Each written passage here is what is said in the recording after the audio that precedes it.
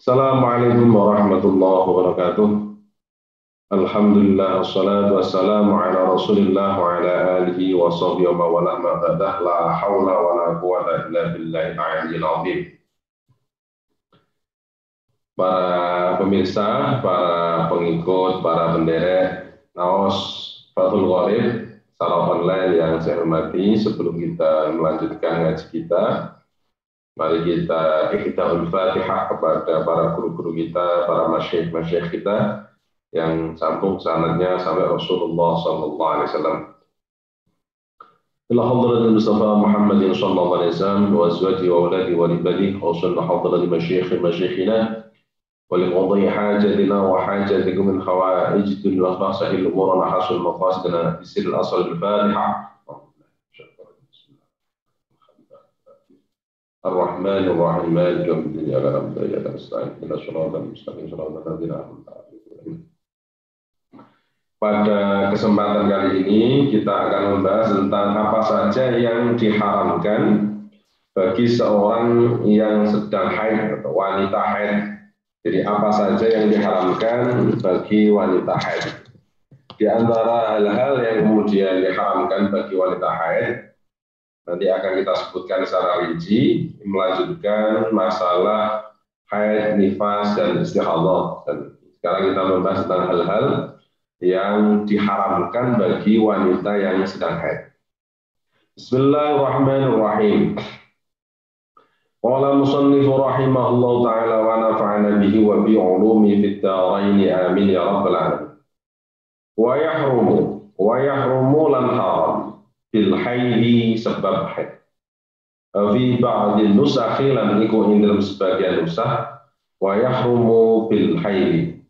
Wa yahrumu lan haram 'alal haidi ing atase haid apa samaniyatu asya'a walu biro-biro swiji-wiji.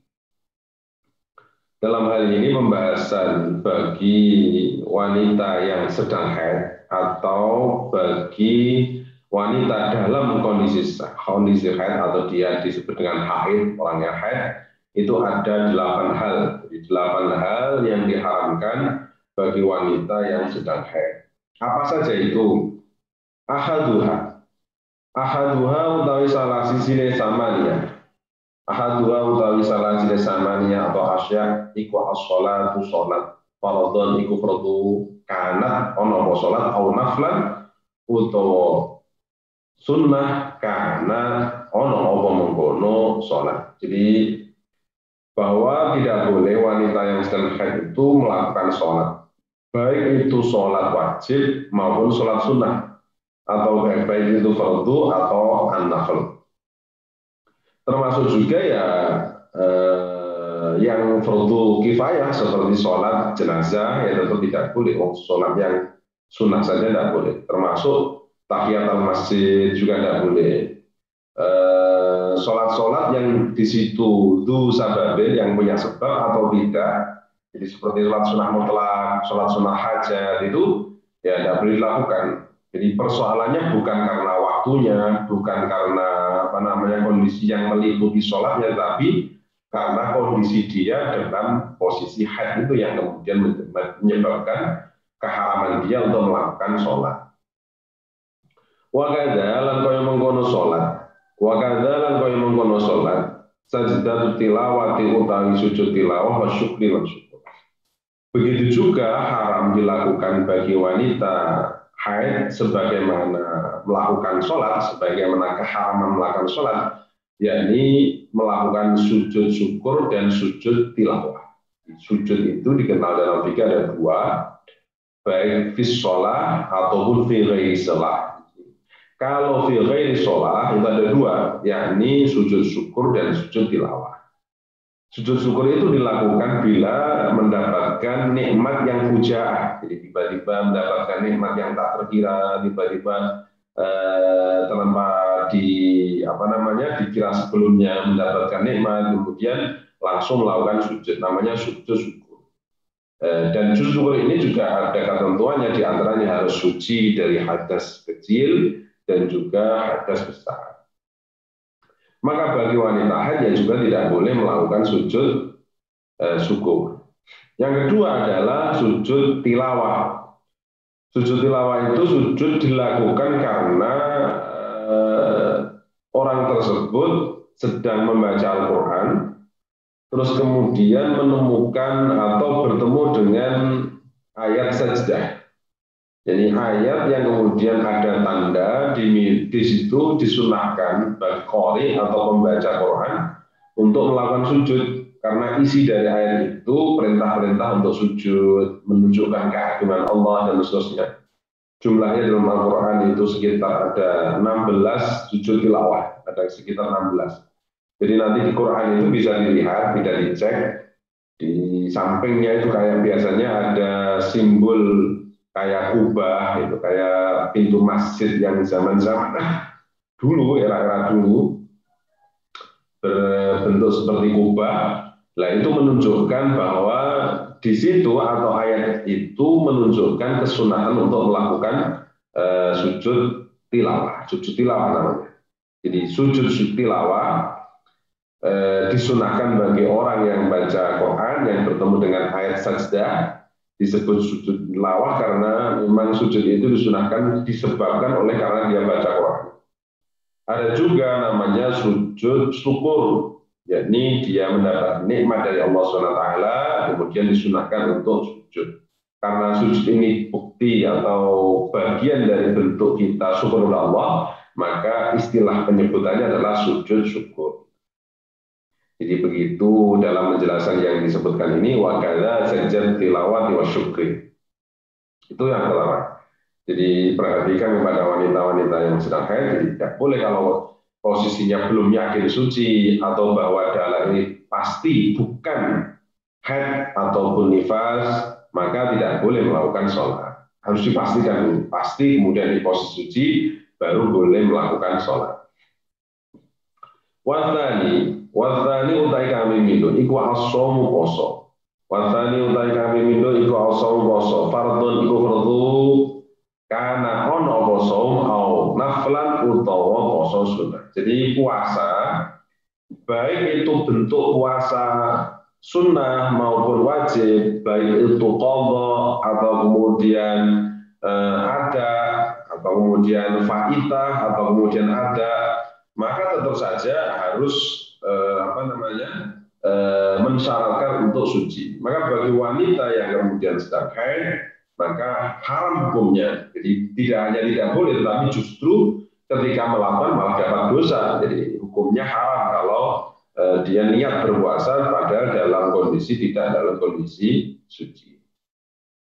Jadi dalam kondisi suci baru kemudian dia boleh melakukan puasa. Begitu juga sholat. Jadi sholat, puasa itu tidak boleh dilakukan oleh wanita haid, baik itu puasa atau sholat sunnah, baik itu fardu atau kemudian mungkin dalam istilah sholat disebut dengan fardu kifayah, tetap saja itu tidak boleh dilakukan, harus dalam kondisi suci. Wasalisu utai kaya telu iku qiraatul Qur'ani maca Al-Qur'an. Iku qiraatul Qur'ani maca Al-Qur'an. Jadi dalam posisi orang yang membaca Quran itu harus dalam kondisi suci. Jadi bagi wanita haid itu tidak boleh membaca Al-Qur'an. Lalu bagaimana kalau ini kasusnya seperti wanita penghafal Al-Quran atau kita menyebut dengan hafidhah. Jadi wanita yang kemudian dalam posisi haid dan dia berposisi sebagai penghafal atau hafidhah itu, bagaimana? Maka kalau menurut jumhur tidak ada alasan, artinya bahwa tetap saja dia tidak boleh membaca Al-Quran. Kalau pun toh dia kemudian pengen mudzakarah, pengen mengingat-ingat, pengen deres itu, yang kemudian tidak usah dilafadzkan. Bisa saja kemudian umi-umi itu yang kemudian tidak keluar lafadznya, yang tidak keluar makhrajnya, tidak keluar suaranya, maka tidak disebut dengan membaca. Jadi sama kita baca Yasin wal Qur'an Hakim ya. Dalam hati kemudian tidak sampai melafadzkan itu diperbolehkan karena dalam kategori belum dikatakan orang tersebut dikatakan membaca. Jadi, tetap saja tidak boleh. Jadi kalau kemudian guru-guru TPQ dan seterusnya gimana cara kemudian menyimak dan seterusnya, ya kalau kemudian dalam menyimak kemudian mendengarkan tidak ada masalah. Yang tidak boleh adalah melafadzkan. Ada juga ada ulama yang mengatakan begini, kalau itu diniati dengan zikir, ada qiraah wa zikri, qiraah biqasdil qiraah wa zikri atau biqasdil zikri, dengan membacanya itu niatnya adalah dengan zikir, maka diperbolehkan. Jadi tapi ilatnya tetap bahwa dia bukan membaca itu. Jadi dia dalam posisi berzikir. Karena ini maksudnya zikir tidak qiraah, padahal yang haram untuk qiraahnya, maka sebagian ulama itu memperbolehkan. Jadi, niatnya adalah niat untuk berzikir dengan zikir. Bagaimana niat zikir kalau kemudian lafadznya bentuk subhanallah, subhanalladzi asra bi'abdi, kemudian tabarakallah, kemudian alhamdulillah dan seterusnya, itu bagian dari zikir. Lalu pertanyaannya, apa kemudian membaca sekian banyak kemudian bisa diniati zikir itu? Karena niat ini dalam hati, maka tidak bisa dijangkaukan istilah ini pada pendek atau panjang, sedikit atau banyaknya, itu tidak di situ. Jadi yang jadi ditekannya adalah bahwa tujuan dia itu tidak membaca, tetapi tujuannya adalah untuk berzikir. Itu tidak apa-apa. Sekali tidak apa-apa, sekali lagi tidak apa-apa, karena di dalam keharaman itu yang dituju adalah qiraah. Kalau qasdunya bukan qiraah, maka ya tidak. Warabi utai kang ping papat iku masul mushafi demek mushaf. Warabi utai kang kaping papat iku masul mushafi demek mushaf. Wa huwa utai mushaf iku ismun aran lil maktubi maring perkara kang ditulis min kalamillahi ta'ala saking kalame Allah Ta'ala, min kalamillahi ta'ala saking kalame Allah Ta'ala.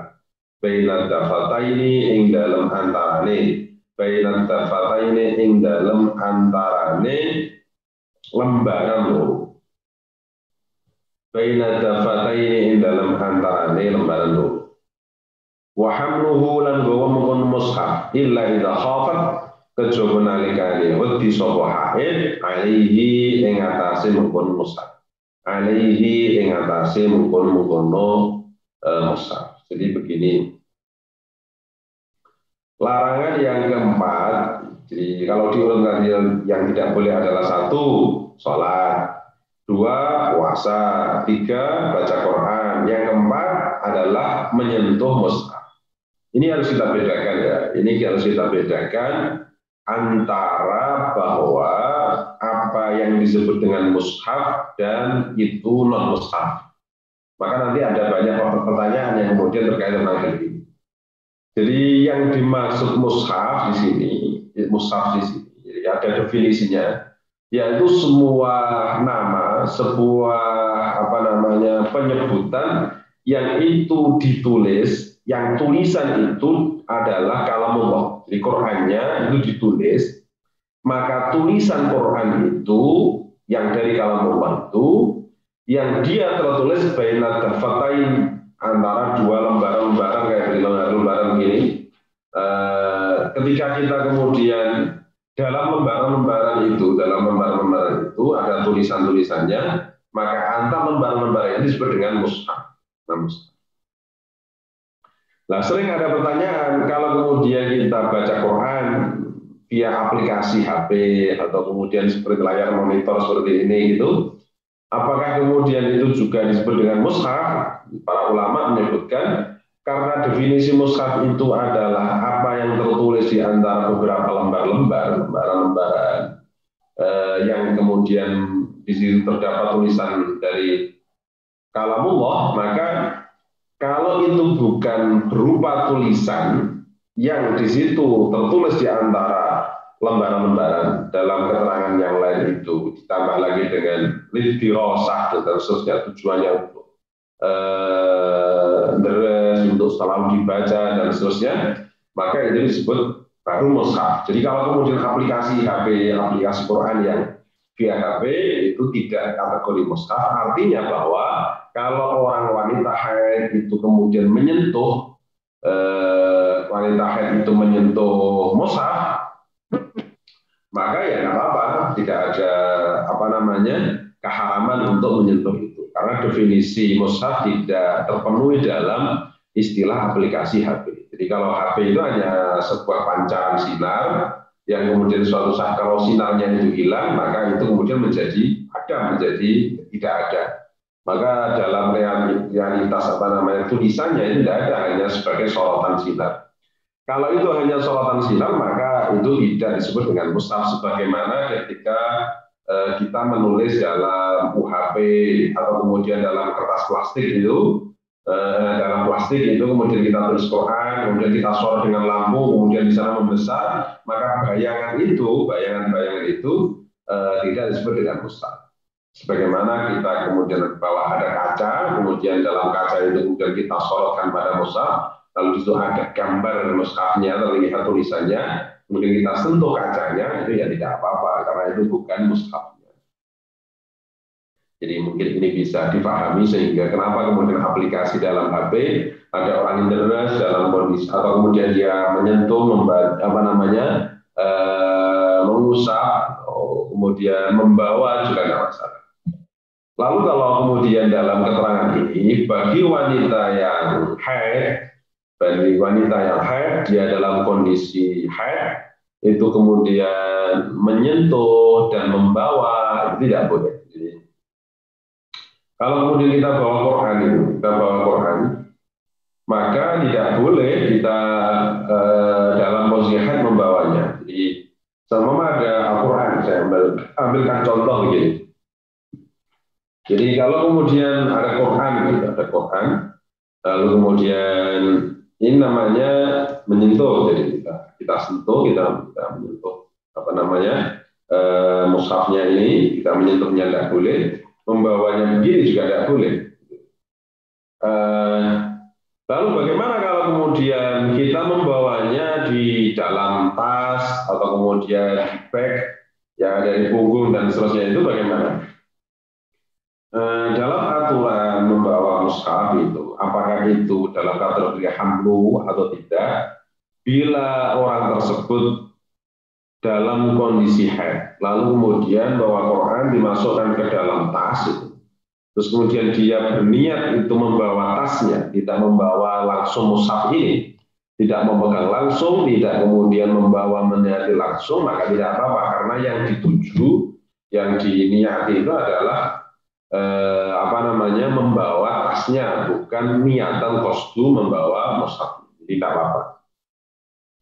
Jadi kalau kemudian di tasnya itu selalu ada mushaf, selalu ada Al-Quran di dalamnya, lalu kemudian kondisi haid, maka dia tidak masalah, karena yang diniatkan di bawah itu adalah tasnya, bukan mushaf. Jangan khawatir kalau kemudian ketika bawa tas, kemudian dalamnya ada mushaf, kondisi kita atau wanita tersebut yang membawa dalam kondisi haid, maka tidak apa-apa. Tetap saja dibawa dengan niatan membawa tas, bukan membawa mushaf.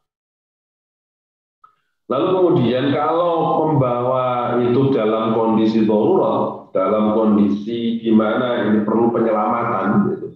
Kalau Quran ini didiamkan nanti kehujanan, nanti terbakar, kalau kemudian di dekat sungai nanti karena ini ada banjir kemudian terbawa dan seterusnya, maka boleh kemudian penyelamatannya untuk segera langsung dibawa, atau dengan benda yang kemudian bisa membantu, kemudian sarung tangan atau apa gitu. Kalau bisa begini urutannya. Kalau ini adalah darurah dan kemudian kondisinya tidak terlalu mendesak, itu saatnya mendesaknya itu waktunya tidak harus segera seperti kebakaran, kan segera diselamatkan. Kalau mau jatuh ke kotoran kan segera diselamatkan. Tetapi kalau kemudian kita bisa tayamum, maka kita bisa tayamum dulu. Di sini wa'in qadar ala tayamumi wajib. Jadi kalau kemudian dia mampu untuk bertayamum, ya segera tayamum. Nah, bagaimana ini? Padahal kan tayamum tidak boleh dalam kondisi haid, ini adalah pengecualian sekali lagi Kali ini berwajib. Jadi bisa dilihat di apa namanya kitab Al-Bajuri, Ibrahim Al-Bajuri itu buat di juz 1 itu ada keterangan bahwa boleh, tetapi kemudian kalau bisa di apa namanya kalau mampu itu wajib justru harus tayamum dulu, diusahakan tayamum. Jadi jangan langsung kemudian melakukan hal-hal yang dia katakan tadi menyentuh, membawa atau dalam kondisi menyelamatkan tadi. Begitu juga tidak boleh kita tidak menghormati mushaf. Di antaranya adalah satu, bahwa ketika kita bawa itu di bawah bagian pantat kita. Kalau kemudian bawa tas atau apa, itu kemudian sekleng-sekleng atau berlambaian tangan itu, yang kemudian itu bisa di bawah pantat, itu tidak boleh, karena itu bentuk dari tidak ada penghormatan terhadap mushaf. Begitu juga dalam kondisi kaki kita, kemudian ada mushaf di depan, kemudian kaki kita luruskan, bahasa kita disebut dengan diselonjorkan ke arah mushaf, itu juga apa namanya tidak boleh. Jadi harus ditata, harus tata keramanya, harus adabnya dengan Quran gitu. Begitu juga kalau kemudian ada mushaf yang ada di tangan orang kafir, jangan sampai nanti di tangan orang kafir kemudian justru ketika mushaf ini berada di tangan orang kafir maka tidak terpelihara dengan baik, atau justru bahkan kalau kondisi demikian akan tidak menghormati atau justru menghinakan dalam Quran itu sendiri. Jadi tidak boleh hukumnya menjual mushaf pada orang kafir, itu tidak boleh, disebabkan nanti pasti terjadi ihanah dan seterusnya. Tapi kalau kemudian justru orang kafir ini akan belajar, akan kemudian mendalami Al-Quran demi mendekatkan dia kepada agama Islam, nah itu tidak apa-apa. Yang jadi ilah itu amrul kharijnya, bukan jual belinya, tetapi perkara yang mengiri di luar jual beli. Oke, itu yang keempat. Sekarang yang kelima. Wal khamisu taikang kaping 5 iku dukhulul masjidi mlebu masjid lil hamili kedhe in khafat lamun wedi sapa mengkono-mengkono haid talwisahu ing mengerti untuk berarti mengkono masjid. Jadi ini seringkali terjadi salah paham di masyarakat ya. Jadi begini, orang haid itu dalam kondisi haid tidak boleh berada di dalam masjid. Jadi baik itu untuk etikaf atau apa, pokoknya ke dalam itu tidak boleh di dalam. Nah di dalam itu maksudnya bagaimana? Ya dia berada muksu atau kemudian bertempat di situ. Tapi kalau dia hanya murur, jadi cuma lewat begitu tidak apa. Kalau kemudian lewat, ini ada catatan. Kalau tadi dalam lewatnya itu tidak khawatir mengotori, kalau kemudian tembus, kemudian jatuh, kemudian mengotori, lah itu tidak boleh, lewatnya juga tidak boleh. Tetapi kalau lewat saja dengan pintu satu masuk dengan pintu yang lain keluarnya, tidak kembali lagi, gitu. Langsung namanya murur, itu diperbolehkan. Kalau tidak khawatir nanti akan mengotori. Kalau khawatir mengotori, ya itu tidak boleh. Ada orang kemudian berpendapat begini, loh saya itu di dalam masjid loh Pak, tidak apa-apa, saya itu yakin, artinya yakin dalam kondisi satu tidak deras, lalu kemudian sudah pakai pengaman yang sudah ekstra atau apa begitu. Bukan itunya yang jadi persoalan, bahwa karena dia haidnya itu yang kemudian tidak boleh berada di masjid. Sekali lagi perlu diperhatikan. Jadi seringkali kita jumpai di masyarakat pengajian ibu-ibu yang itu di dalam masjid. Padahal tidak harus memperhatikan bahwa apakah kemudian ibu-ibu ini di dalam masjid dalam posisi tidak haid semua atau posisi suci semua. Kalau enggak ya harus diperhatikan. Bagaimana cara memperhatikannya? Ya nanti bagi takmir masjidnya atau pengelola pengajiannya dibedakan. Kalau bagi ibu-ibu wanita yang kemudian pasti dikondisikan atau dipastikan dalam kondisi suci, maka boleh di dalam masjid. Kalau enggak ya di samping atau di luar masjid begitu. biar nanti tidak terjadi ta'arud ya tadi, terjadi perlawanan, artinya bentuk dari pengajian itu ibadah tapi melanggar bahwa wanita haid tidak boleh di dalam masjid, yaitu sebuah bentuk pelanggaran juga, artinya tidak boleh. Biar aman, artinya biar yang haid, yang wanita haid itu berada di luar, dan kemudian jas suci itu kemudian di dalam. Jadi demikian posisi yang paling paling aman, paling bisa kita perkecil tentang minimalisir ketidakbenaran apa yang dilakukan.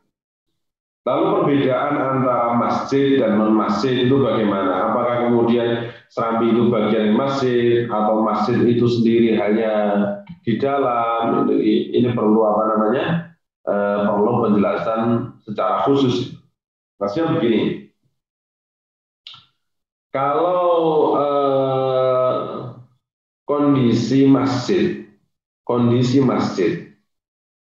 itu memang sejak awal disebutkan bahwa ja'aluha masjidan, ya masjid artinya semuanya bagian dari masjid yang itu niatan bisa itikaf, bukan kemudian istilah masjid yang masih mengihtimalkan nanti bagian parkir, bagian halaman, lalu bagian tempat wudhu atau kamar mandi. Dari penyebutannya di awal itu sudah jelas masjid mengeluarkan hal-hal yang demikian. Ya berarti walaupun itu bentuknya non masjid seperti masih halaman atau apa-apa, kalau itu sudah ditegaskan bahwa itu bagian dari istilah masjid yang dimaksud, yaitu berarti bagian masjid. Artinya orang yang sedang haid pun di situ tidak boleh walaupun belum bentuk bangunan masjid. Jadi itu yang kemudian menjadi bagian penting dari pemahaman kita bahwa wanita haid dilarang masuk ke masjid. Maksudnya dilarang masuk itu kalau dia lewat. Kalau dia masuk artinya berdiam, maka ya tidak boleh. Kalau lewat tidak dikhawatirkan untuk mengotori, tidak masalah. Tapi kalau dikhawatirkan mengotori, nah ini yang tidak boleh. Alhamdulillah, saya kira itu.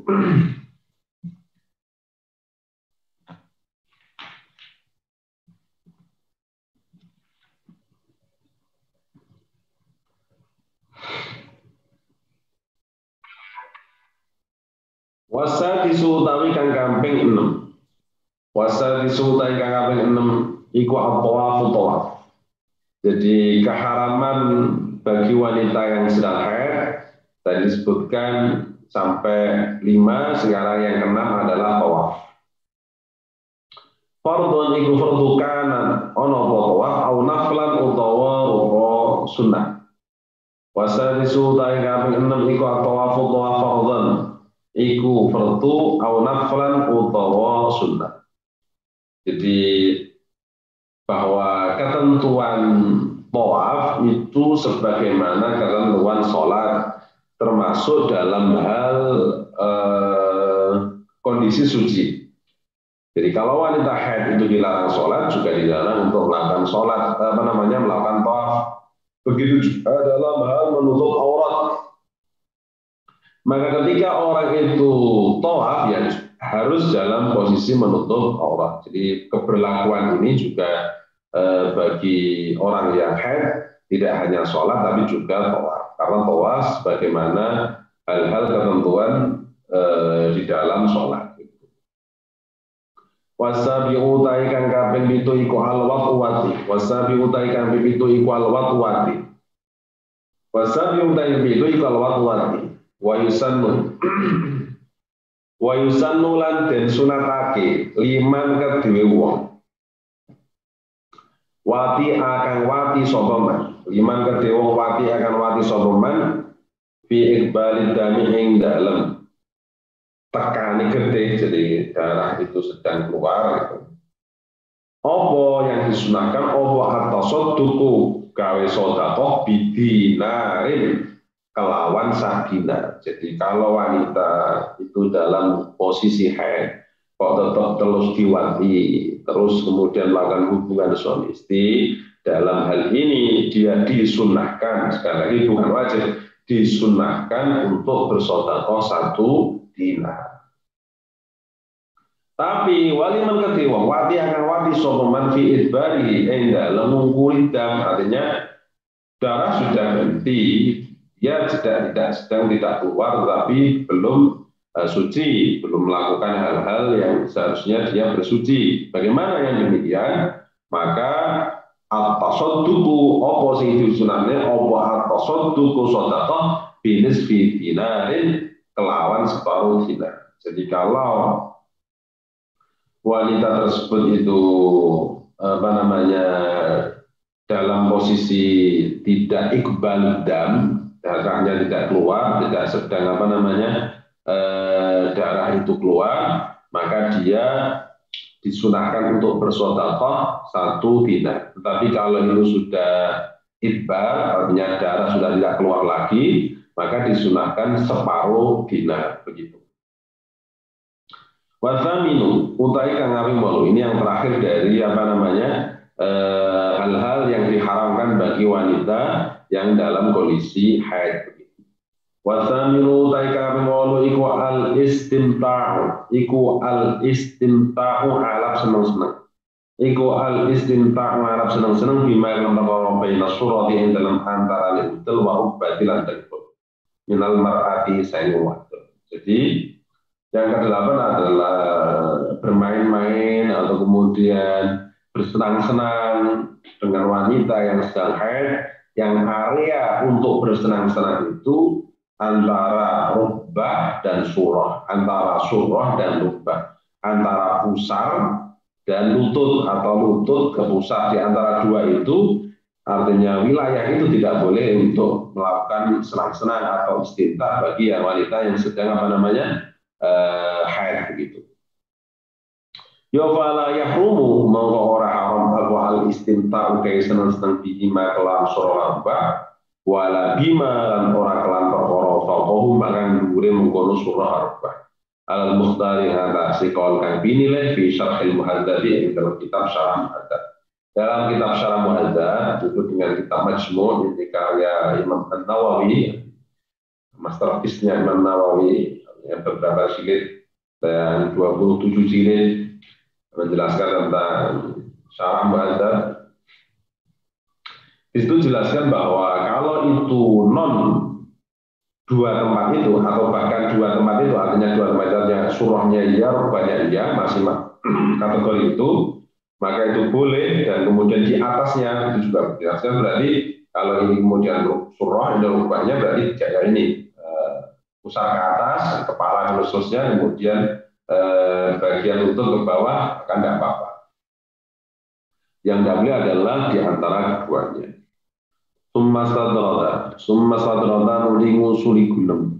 Summa sadrata nuli nusuli gunem sopan musonniku musonnef diri krima mari untuk perkara haqqahu kan utawi mari krima mari untuk perkara haqqahu ing haqqima ayut kawai terima itu perkara tanpa kau libat apa ma fi faslin ing dalam fasal atau fi fasli mujibil usri ing dalam fasal perkara kang majibake atus. Faqala muqaddamu sinten musannaf wa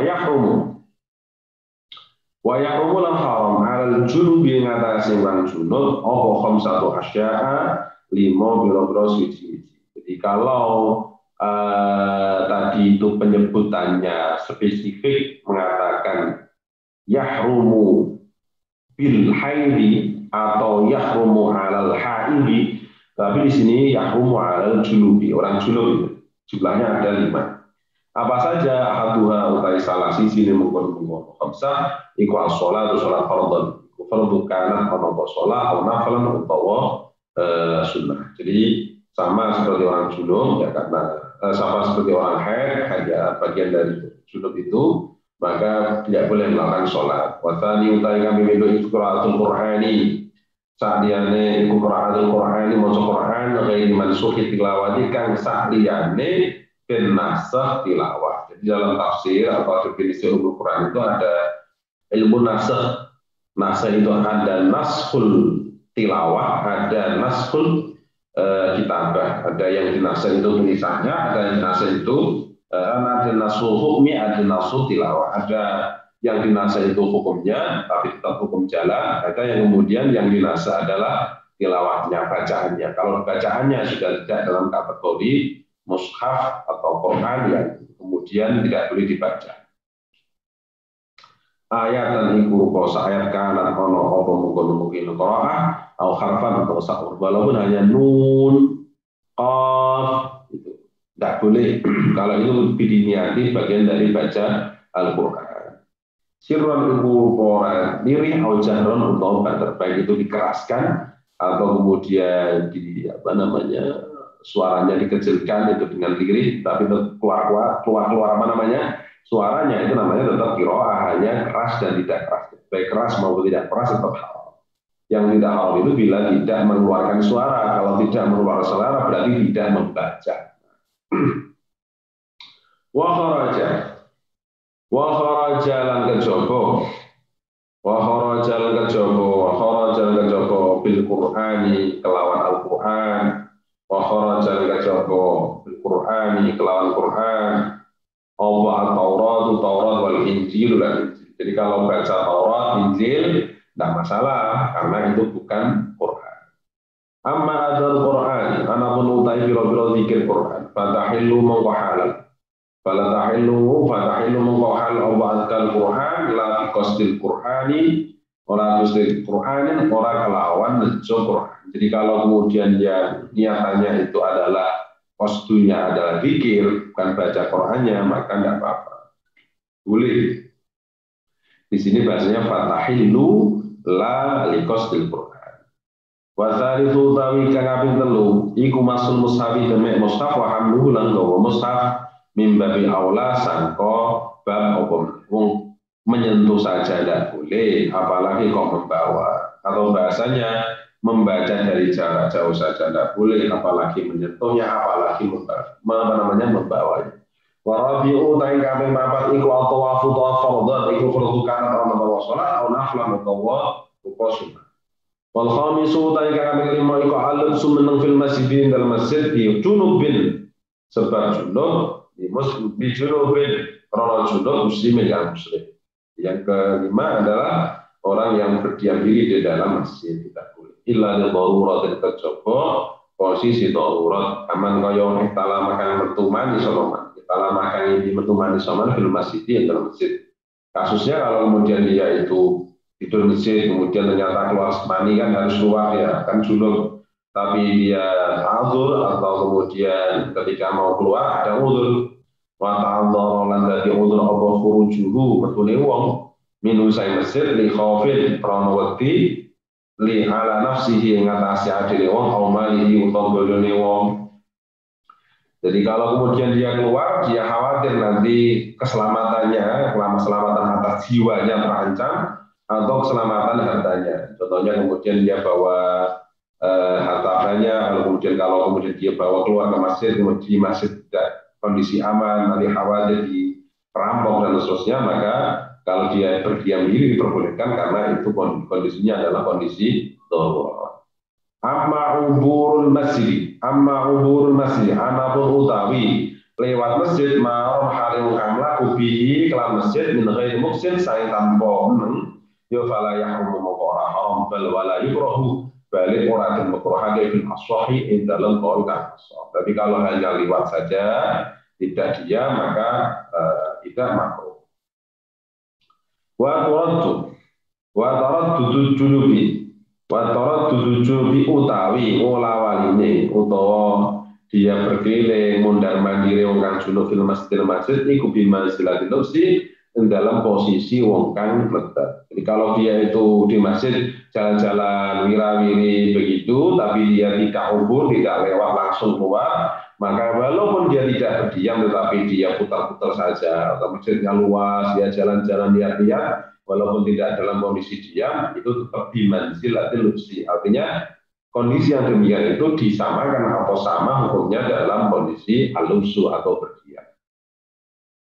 Wa kharajal kajaba bil masjid kelan masjid apa al madarisu biro-biro madrasah wa rubatu lan biro-biro pesantren atau pondok. Jadi kalau pondok madrasah enggak masalah. Cuma sadara nuli yusuli kunum sopal musannif Aidon halimal min ahkamil hadasil akbari sami biro-biro hukumnya hadas gede ila ahkamil hadil aswari mari biro-biro hukumnya hadas gede. Jadi setelah kemudian musannif menjelaskan larang kepada orang yang haid, larangan bagi orang yang junub, lalu kemudian menjelaskan hukum-hukum hadas besar, hadas kecil dengan ucapan beliau. Faqala mengucap sopo mengkono musannif. Faqala mengucap sopo hadasan lan hadas asghara kang cilik. Apa salatu asya'a telu pira-pira sedikit. Kalau kemudian hadas kecil itu dilarang 3 hal. Mawon 3 hal itu salah satu asya. Pertama adalah as-sholatu yaitu sholat, as-sholatu yaitu sholat, as-sholatu yaitu sholat, wa lan tawaf, wal masul mushafi lan mushaf, wa masul mushafi lan mushaf. Wa masul musafilan demek mushaf wa hamluhu lan gowo mushaf wa kadza lan kaya mengkono-mengkono mushaf kharitatun utawi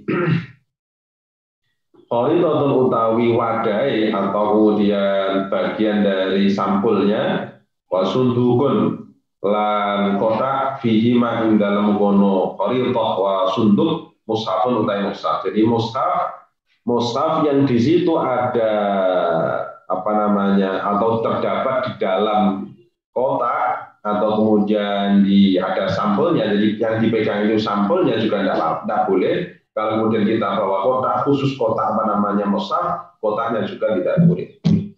Wa yahillu hal apa hamluhu nggawa mushaf, wa yahillu hal apa masu apa hamluhu nggawa mushaf bi amtiatin ing dalem barang-barang, di amtiatin ing dalam barang-barang. Jadi kalau kemudian tadi saya katakan bahwa membawa mushaf yang di situ di dalam tas, maka tidak apa-apa. Kalau kemudian di situ di dalam tas tidak apa-apa. Fi tafsirin lan ing dalam tafsir atau kang luwih akeh minal Qur'ani tinimbang Qur'an. Jadi juga tidak ada masalah kalau kemudian kita bawa kitab tafsir yang itu ada tulisan Qur'annya, tetapi dalam tafsirnya itu lebih banyak daripada tulisan Qur'annya, seperti tafsir Ibnu Katsir, seperti At-Tabari, apalagi tafsir yang besar-besar, Al-Alusi, kemudian tafsir Al-Kabir, itu kemudian tidak boleh boleh karena di dalam Quran dan tafsirnya lebih banyak tafsirnya. Wa fi darahi malan ing dalam pira-pira dirham wa dananira lan pira-pira dinar wa khawatima lan pira-pira cincin. Jadi kalau kemudian di situ ada tulisan dalam dirham atau dinar atau cincin, ada tulisan bagian-bagian Quran yang itu memang ada tulisannya di situ, maka diperbolehkan. Jadi seperti qul huwallahu ahad dan seterusnya, ada tulisan yang kemudian ditulis di situ, maka tidak apa-apa. Alhamdulillah.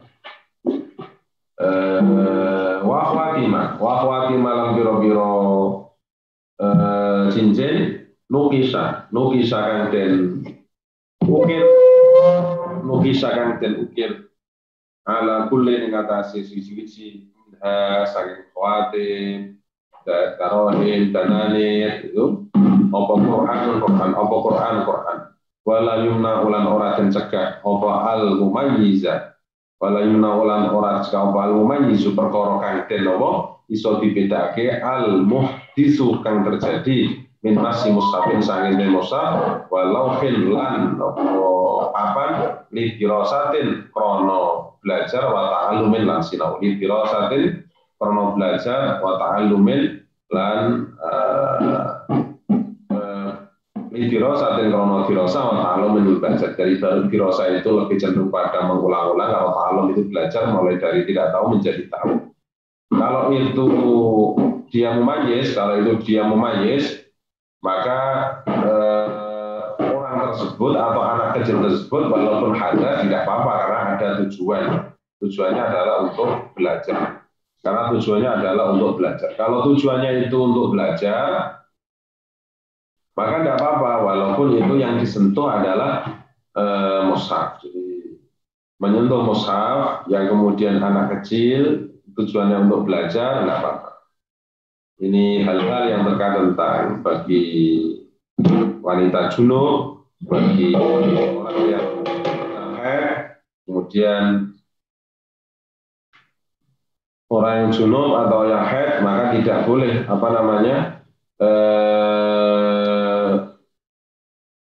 melakukan hal-hal yang tadi dilarang. Kalau kecuali tadi ada penjelasan bahwa anak kecil yang di situ menyentuh mushaf dan seterusnya, yang tujuannya itu untuk belajar, maka tidak apa-apa. Alhamdulillah, saya kira ini kita sudah sampai pada kitab ahkam sholat. Insya Allah kita lanjutkan pada pertemuan berikutnya. Kita sambung pada pertemuan berikutnya, insya Allah. Kita alhamdulillah, kita ahkam sholat.